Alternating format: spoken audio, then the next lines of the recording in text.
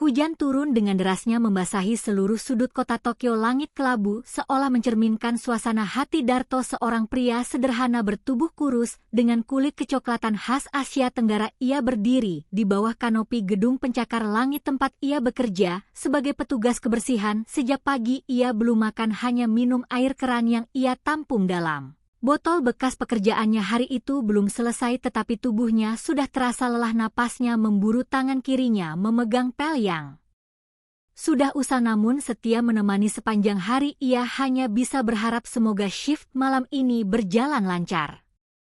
Di lantai atas gedung itu seorang wanita berdiri di balik jendela kaca besar mengenakan blazer putih rapi dan sepatu hak tinggi. Wajahnya cantik namun dingin seperti es. Dialah Ayaka Matsuoka, direktur utama perusahaan teknologi terbesar di distrik Minato. Usianya baru 31 tahun namun sudah memimpin ratusan karyawan dan memegang banyak proyek internasional. Semua mengenalnya sebagai wanita perfeksionis, tak berperasaan dan sangat membenci ketidaksempurnaan. "Aku tidak suka lantai ini masih basah," ucap Ayaka saat turun ke lobi melihat Darto yang sedang mengepel dengan pelan. "Apa kau tidak bisa bekerja lebih cepat?" Darto tersentak lalu menunduk dalam-dalam. "Maaf Nona." "Berhenti bicara dengan suara menjijikan itu," potongnya tajam. "Kau bau dan kotor. Aku tidak ingin melihatmu saat aku datang ke kantor lagi." Hinaan itu membuat dada Darto sesak tapi ia hanya mengangguk dan kembali mengepel tanpa melawan. Air mata hampir jatuh tapi ia tahan dalam diam karena ia tahu dunia tidak akan memihak orang sepertinya. Sore itu Ayaka keluar dari lobi dengan payung hitam mewahnya. Seorang sopir membukakan pintu mobil dan ia masuk dengan angkuh. Mobil melaju menuju pertemuan penting di distrik Shibuya. Malam pun tiba, badai semakin menggila, hujan deras disertai angin kencang dan jalanan licin membuat banyak pengendara berhati-hati, tapi tidak dengan mobil Ayaka yang melaju cukup kencang karena sang sopir ingin mengejar waktu. Dalam 1 detik mobil itu tergelincir karena menabrak genangan dan ban depannya terjebak di lubang besar di sisi jalan. Mobil oleng lalu menghantam tiang pembatas dengan keras. Kaca depan pecah sebagian dan asap mulai keluar dari kap depan. Ayaka yang duduk di kursi penumpang depan mengalami luka di pelipis dan kening, darah mengalir tapi ia belum sepenuhnya sadar. Tangannya gemetar mencoba membuka pintu tapi tak bisa. "Tolong!" bisiknya lirih namun tak ada yang mendekat. Di kejauhan orang-orang mulai berkerumun tapi tak satu pun yang berani mendekat karena takut mobil akan meledak. Api kecil mulai terlihat dari bawah mobil. Dan saat semua orang hanya berdiri dan merekam dengan ponsel mereka, dari sudut jalan muncullah Darto berlari menembus hujan. Tubuhnya basah kuyup tanpa payung, napasnya terengah saat melihat Ayaka di dalam mobil. Ia tak berpikir 2 kali langsung memukul kaca dengan batu yang ia temukan di pinggir jalan. 1 kali, 2 kali, 3 kali kaca itu mulai retak. "Jangan!" teriak salah satu warga, "itu bisa meledak." Tapi Darto tak peduli, ia terus menghantam hingga kaca pecah. Ia meraih tubuh Ayaka yang sudah lemah dan menariknya keluar. Ia membopong wanita itu sejauh beberapa meter dari mobil. Beberapa detik kemudian suara ledakan terdengar keras. Api menjulang tinggi, menyala hebat membakar mobil hingga hanya menyisakan kerangka. Orang-orang bertepuk tangan, berteriak panik dan bersyukur, tapi Darto jatuh tersungkur, tubuhnya lemas dan lengan kirinya melepuh terkena panas. Ambulans datang beberapa menit kemudian membawa keduanya ke rumah sakit. Darto langsung dilarikan ke ruang gawat darurat sementara Ayaka ditangani di ruang observasi. Keduanya selamat tapi luka Darto jauh lebih parah. Media Jepang geger keesokan harinya. Kisah TKI miskin yang menyelamatkan nyawa direktur cantik viral di seluruh negeri. Banyak yang menangis melihat rekaman detik-detik penyelamatan itu. Bahkan Menteri Ketenagakerjaan mengunggah video apresiasi kepada Darto. Sementara itu di rumah sakit Ayaka terbangun perlahan, kesadarannya pulih dan ia langsung menanyakan siapa yang menyelamatkannya. Saat perawat menyebut nama Darto, tubuhnya langsung kaku. Tak percaya. Tak sanggup bicara. Ia memandang ke arah kursi di pojok ruangan dan melihat Darto duduk dengan perban di lengan dan wajah yang lebam. Air mata jatuh dari pelupuk matanya. "Kenapa?" Suaranya nyaris tak terdengar. "Kenapa kau lakukan itu?" Darto tersenyum lemah karena nyawa manusia tak bisa dibeli. Dan di saat itu, untuk pertama kalinya hatinya yang dingin mulai mencair. Sudah 3 hari berlalu sejak peristiwa menggemparkan itu. Darto masih terbaring di rumah sakit sementara Ayaka dipindahkan ke ruang VIP lantai 2. Dokter mengatakan bahwa luka bakar di lengan dan punggung Darto perlu waktu cukup lama untuk sembuh dan sebagian kulitnya mungkin akan meninggalkan bekas permanen. Tapi pria itu tak mengeluh sama sekali. Setiap pagi ia hanya duduk menatap jendela rumah sakit, mengamati awan bergeser dan mendengar suara kehidupan Tokyo yang tetap sibuk seperti biasa. Seolah tidak ada yang berubah. Padahal ada yang berubah.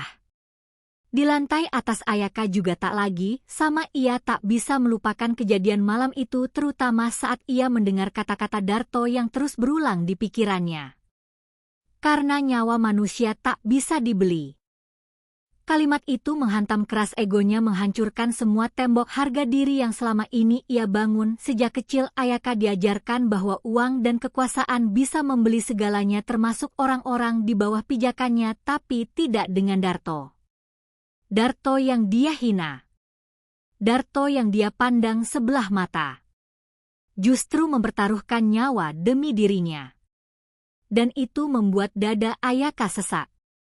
Ia duduk di atas ranjang rumah sakitnya memandangi kaca jendela sambil menggenggam erat selimut di pangkuannya. Pikirannya kalut dan untuk pertama kalinya dalam hidup yang penuh kemewahan dan kontrol, ia merasa benar-benar bingung dan kacau. Sore itu Ayaka memutuskan untuk turun ke lantai tempat Darto dirawat. Ia berjalan dengan pelan mengenakan masker dan sweater putih yang membuatnya terlihat berbeda dari biasanya. Ia tak mau terlihat mencolok. Perawat mengenalinya namun hanya menunduk hormat tanpa berkata apa-apa. Pintu kamar 306 terbuka perlahan. Dan di sana Darto duduk di tepi ranjang, matanya memandang keluar jendela. Ia belum menyadari kedatangan Ayaka hingga suara langkah kaki mendekat perlahan. Pak Darto. Darto menoleh perlahan, matanya membulat kaget. Nona Matsuoka. Bolehkah aku duduk sebentar? Darto langsung mengangguk cepat, tentu saja, silakan. Suasana mendadak hening, hanya suara monitor alat medis yang terdengar berdetak pelan. Aku tidak tahu bagaimana harus mengucapkannya, ujar Ayaka pelan. Terima kasih, sepertinya terlalu kecil untuk menyampaikan semua ini. Darto menunduk, ia masih belum percaya bahwa wanita yang dulu memperlakukannya seperti sampah kini duduk di sebelahnya dengan wajah penuh rasa bersalah. Aku bukan siapa-siapa, Nona, ucap Darto lirih. Aku hanya lakukan apa yang manusia harus lakukan. Tapi tidak semua manusia akan melakukannya sepertimu, jawab Ayaka cepat. Kau menyelamatkanku padahal aku memperlakukanmu seperti binatang. Darto tersenyum tipis. Saya tak pernah melihat Nona sebagai musuh. Suaranya terdengar tulus dan lembut. Karena kalau saya balas dengan benci, lalu apa bedanya saya dengan orang yang menyakiti? Air mata mulai menetes dari mata Ayaka. Ia cepat-cepat menghapusnya tapi tak mampu menahan rasa sesak yang selama ini ia kubur. Aku selalu hidup dalam perintah, bisiknya. Dari kecil aku diminta sempurna, kuat, tak boleh lemah, tak boleh kalah, sampai akhirnya aku lupa bagaimana rasanya jadi manusia. Darto hanya menatap dengan mata teduh dan tak berkata apa-apa. Dan Ayaka merasa dilihat. Bukan sebagai direktur. Bukan sebagai wanita kuat. Tapi sebagai seorang manusia yang juga bisa jatuh. Semenjak pertemuan itu Ayaka mulai sering datang diam-diam ke kamar Darto. Kadang ia hanya duduk membaca buku di pojok ruangan. Kadang mereka berbicara pelan tentang kampung halaman Darto di Semarang, tentang nasi megono dan suara adzan yang dirindukan. Kadang mereka hanya diam namun tetap merasa deka. Salah satu malam Darto tertidur dan Ayaka masih duduk di kursi sebelahnya. Ia memandangi wajah pria itu lama. Ia melihat luka bakar di lengan Darto. Ia melihat garis keras di wajah yang sabar. Ia melihat kekuatan dalam kesederhanaan. Dan di hatinya, Ia merasa detak yang berbeda. Seperti ada sesuatu yang perlahan tumbuh. Lembut, hangat, dan tak dapat dijelaskan. Apakah ini cinta? Ia tak tahu. Yang jelas, untuk pertama kalinya, ia menunduk dan membisikkan satu kalimat pada hati kecilnya. Aku ingin mengenalnya lebih jauh. 2 minggu setelah peristiwa penyelamatan itu, Tokyo masih ramai membicarakan kisah heroik seorang TKI miskin yang menyelamatkan direktur muda dari maut. Media-media terus mengangkat nama Darto sebagai pahlawan dari Indonesia. Beberapa perusahaan mulai tertarik menawarinya pekerjaan lebih layak, bahkan konsulat Indonesia memberi penghargaan resmi padanya. Namun pria itu tetap rendah hati dan menolak sorotan. Ia hanya ingin satu hal sederhana: bekerja dengan tenang dan pulang membawa rejeki halal untuk ibunya di Semarang. Sementara Ayaka mulai berubah perlahan sikapnya di kantor menjadi lebih manusiawi. Ia mulai menyapa karyawan kecil, bahkan beberapa kali turun langsung ke ruang operasional. Semua orang terkejut dengan perubahan itu, tapi tak ada yang berani bertanya alasan sebenarnya kecuali satu orang, Darto. Hubungan mereka semakin dekat hari demi hari tanpa rencana, tanpa kata-kata cinta yang diucap terbuka tapi terasa kuat mengikat di antara keduanya. Ayaka sering datang membawa makanan untuk Darto, mengajaknya berjalan di taman rumah sakit saat senja atau sekadar duduk diam membaca buku bersama. Hingga suatu malam saat langit Tokyo penuh bintang, mereka duduk di bangku kayu halaman rumah sakit. Udara dingin menggigit, namun hati mereka justru terasa hangat. "Pak Darto," ucap Ayaka pelan. "Ya? Kalau nanti saya sembuh dan kembali bekerja, apakah kita masih bisa begini?" Darto menatap mata wanita itu yang kini tak lagi dingin dan tajam tapi penuh keraguan dan harapan. "Saya tak pernah minta apapun dari hidup," ujarnya, "tapi kalau boleh memilih, saya ingin tetap di samping Nona sebagai teman atau apapun yang Nona izinkan." Ayaka menunduk tersenyum lalu menoleh padanya. "Kalau aku ingin lebih dari itu?" Darto terdiam sejenak. "Lebih?" "Iya," bisik Ayaka, "lebih." Dan di saat itu semuanya berubah. Bulan tersenyum, bintang bersinar lebih terang, dunia seolah mengiyakan bahwa perbedaan kasta dan asal bukanlah tembok bagi dua hati yang saling memahami. 1 bulan kemudian Darto dipulangkan ke Indonesia untuk pemulihan luka jangka panjang. Ayaka yang tak bisa ikut mengantar karena tanggung jawab perusahaan hanya bisa menangis di bandara dan memeluknya erat. "Aku akan menyusulmu," ucapnya. Darto tersenyum. "Jangan bohong." "Aku Matsuoka," jawabnya mantap, "aku tak pernah main-main."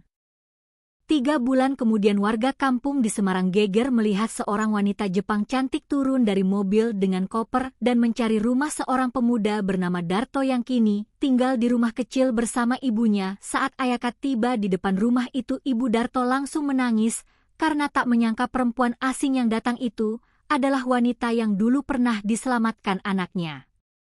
"Saya tidak membawa apa-apa," kata Ayaka sambil berlutut. "Saya hanya ingin mengenal keluarga orang yang menyelamatkan hidup saya."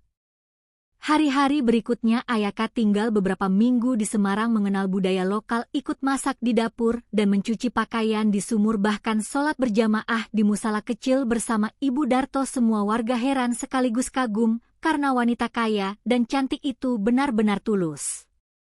Hingga pada malam Lebaran, Darto berdiri di halaman rumahnya memakai batik dan sarung. Ayaka datang dengan kebaya sederhana dan rambut digelung rapi. Dengan suara bergetar, Ayaka menatap matanya. "Darto, bolehkah aku tinggal di sini lebih lama, selamanya?" Dan Darto tak menjawab. Ia hanya mendekat, menggenggam tangan wanita itu, dan mencium keningnya perlahan.